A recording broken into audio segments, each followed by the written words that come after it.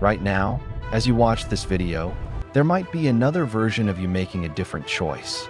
Not in some science fiction story, not in a fantasy, but as a consequence of the actual laws of physics as we currently understand them. That sounds absurd.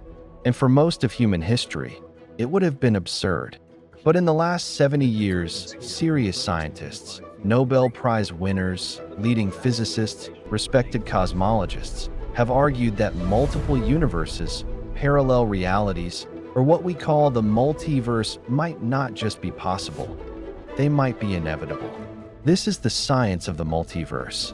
And over this series, we're going to explore every major model, examine the evidence, hear from the critics, and try to figure out, is this real science, or have physicists lost the plot? Let's address the elephant in the room. When most people hear multiverse, they think of comic books, Marvel movies, science fiction, and honestly, that's a problem for the scientists working on this. Because the multiverse has a credibility crisis.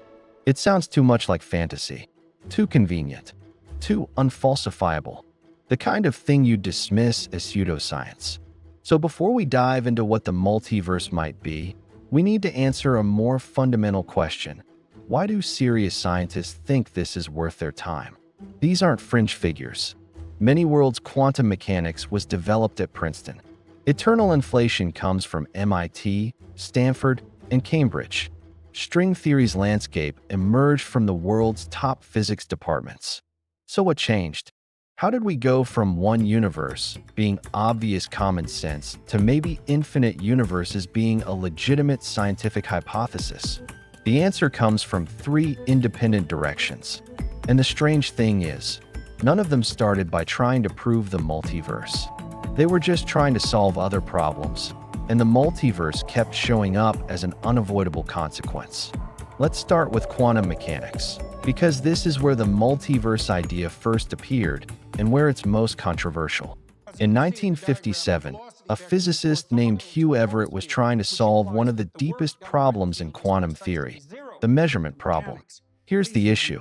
When you're not observing a quantum particle, an electron, a photon, whatever, it exists in what's called a superposition.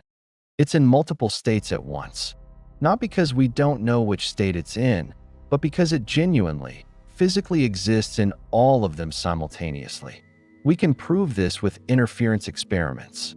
The particle acts like it's in multiple places at once, interfering with itself. But here's the weird part. The moment you measure it, the superposition vanishes. You get one definite outcome. The particle is detected in one place, not all of them.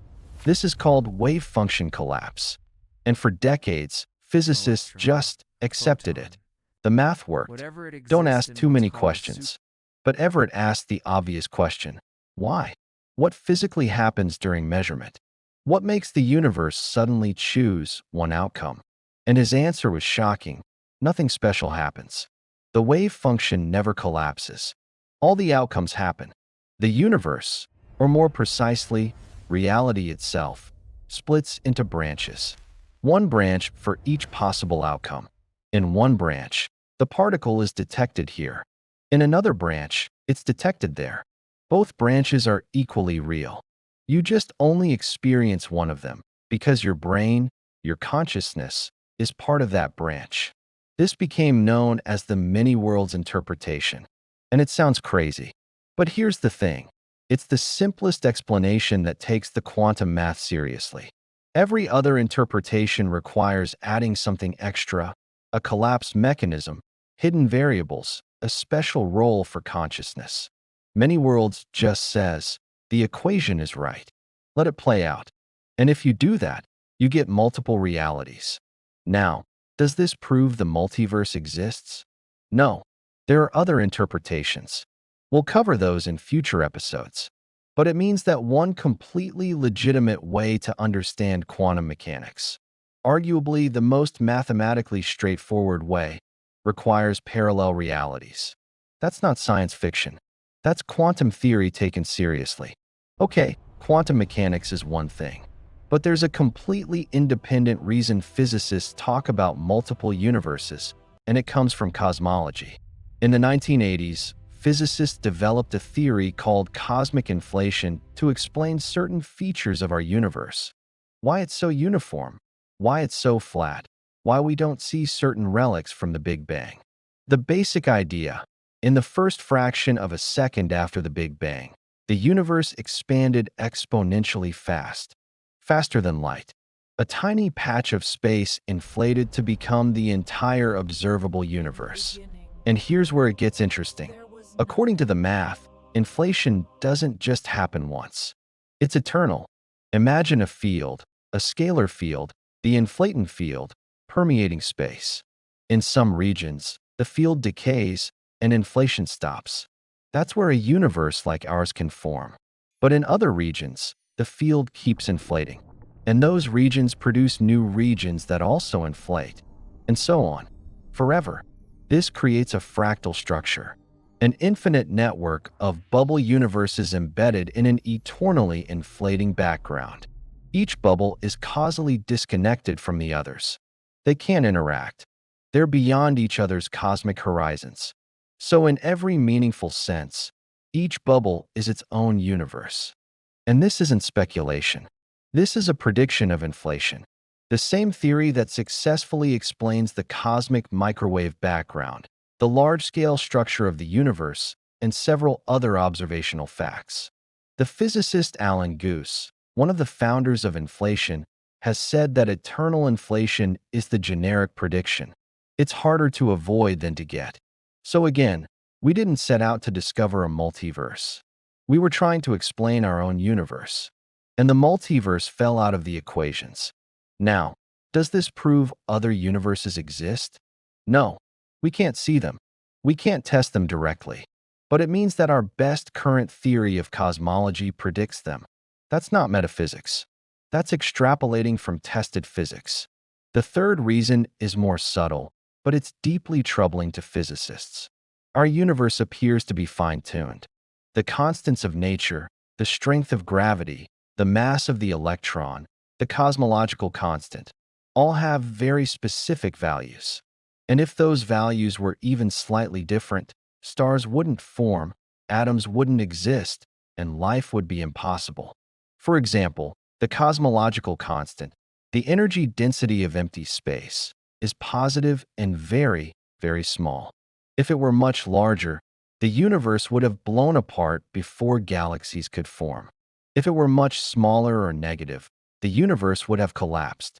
The value we measure is about 10 to the power of negative 120 in natural units. That's a decimal point followed by 119 zeros, then a 1. It's absurdly small, and we have no fundamental theory that explains why. This bothers physicists a lot. There are basically 3 ways to respond. 1. It's just luck. We happen to live in a universe with these values. Nothing deeper to explain. Most physicists hate this answer. 2. There's some deeper theory we haven't discovered yet that requires these values. This is the hope. But so far, no one's found it. 3. There are many universes with different values of these constants. We obviously find ourselves in one where the values permit our existence. This is the Anthropic principle.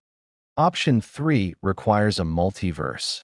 And while it is philosophically controversial, we'll talk about the critics in a future episode. It is the only option that actually explains fine-tuning without invoking luck or undiscovered physics. String theory, for example, predicts something like 10 to the power of 500 possible vacuum states, different configurations of the extra dimensions. Each configuration would produce a universe with different physical constants. This is called the string landscape. Again, we didn't invent this to justify the multiverse.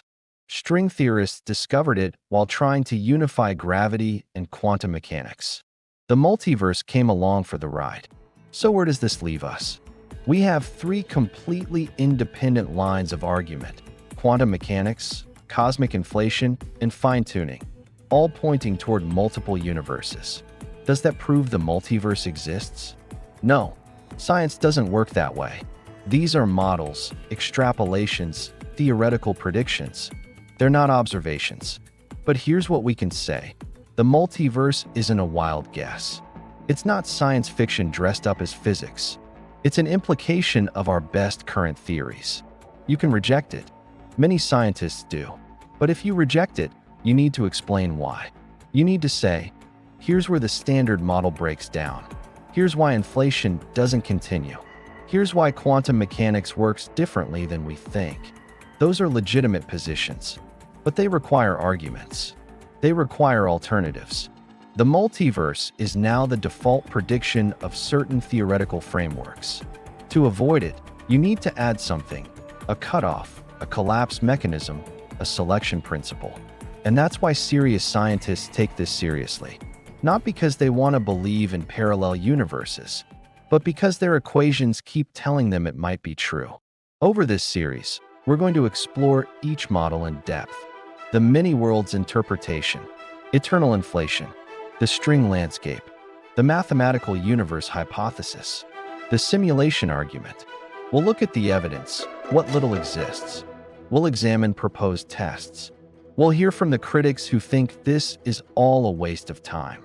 And we'll try to answer the deepest question of all. If there really are other universes, could we ever know for sure? Or are we stuck in a realm where physics becomes philosophy? This is the science of the multiverse. And it's one of the most important questions humanity has ever asked. Next episode, we're going to tackle something crucial that almost no one talks about. What even counts as evidence for something we see and directly observe? How do you do science when you can't run experiments on other universes? That's the epistemological foundation we need before we go any deeper. If you want to follow this series, subscribe. If you have questions or challenges, leave them in the comments. I check them, and they'll shape future episodes. This is going to be a journey. Let's figure this out together.